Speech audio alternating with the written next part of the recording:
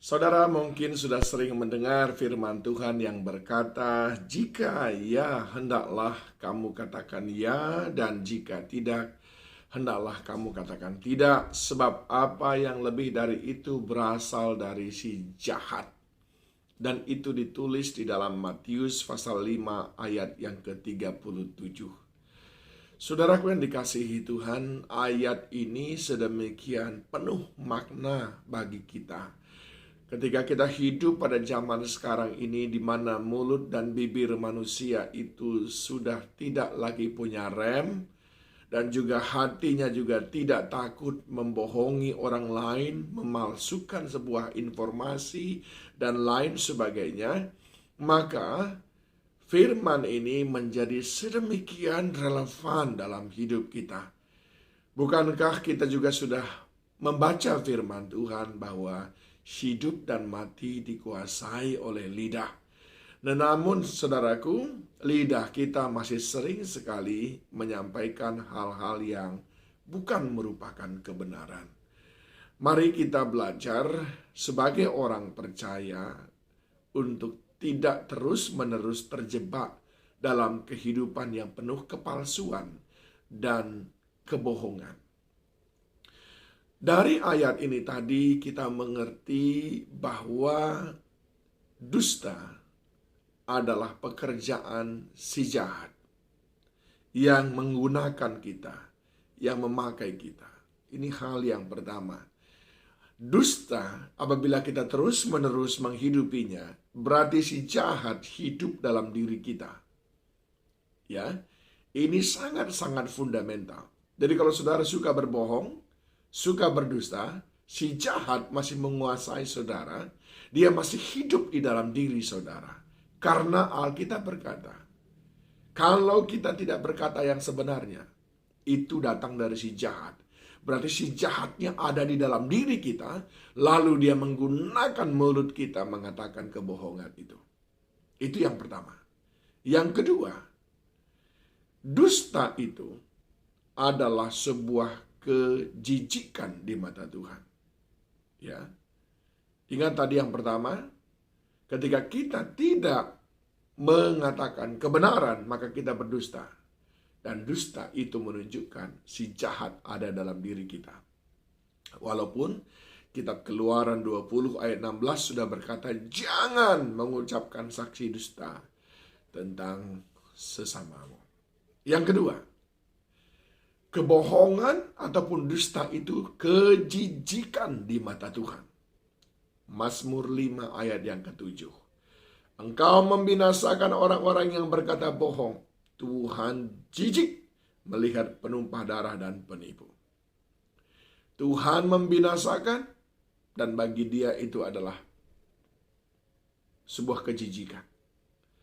Bagaimana kita akan diberkati oleh Tuhan kalau Tuhan merasa kita jijik? Sebab dusta itu berarti kecemaran, saudaraku. Dan itu tidak menolong kita untuk hidup dalam kekudusan. Padahal hanya orang yang hidup kudus yang akan melihat Tuhan. Yang bergaul intim dengan Tuhan. Oleh sebab itu, saudaraku, penting kita memiliki rem di dalam diri kita. Daripada berdusta, lebih bagus tidak usah berbicara. Dan daripada berdusta, lebih bagus hadapi resikonya, konsekuensinya. Yang penting, perkatakan yang benar.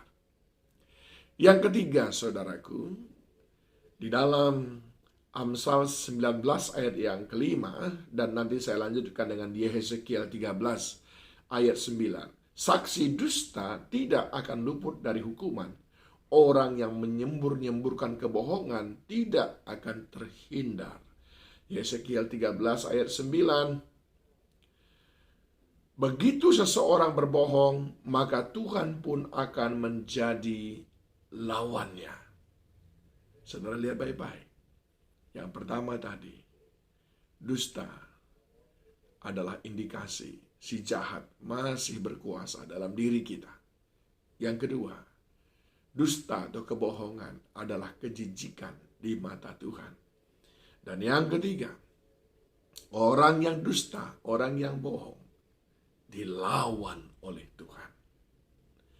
Dilengkapi pula di dalam Yakobus 5 ayat 12. Tetapi yang terutama, saudara-saudara, janganlah kamu bersumpah demi sorga, maupun demi bumi, atau demi sesuatu yang lain. Jika ya, hendaklah kamu katakan ya. Jika tidak, hendaklah kamu katakan tidak, supaya kamu jangan kena hukuman.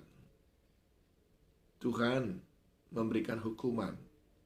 Tuhan melawan orang yang berdusta. Kalau Allah menjadi lawan kita, adakah jalan kita diselamatkan? Kalau Allah menjadi lawan kita, Dia sang pemilik segala sesuatu, adakah jalan kita diberkati? Dan itu semuanya gara-gara dusta, gara-gara bohong. Ini sudah menjadi lifestyle, gaya hidup, yang kadang-kadang kita sudah acuh tak acuh.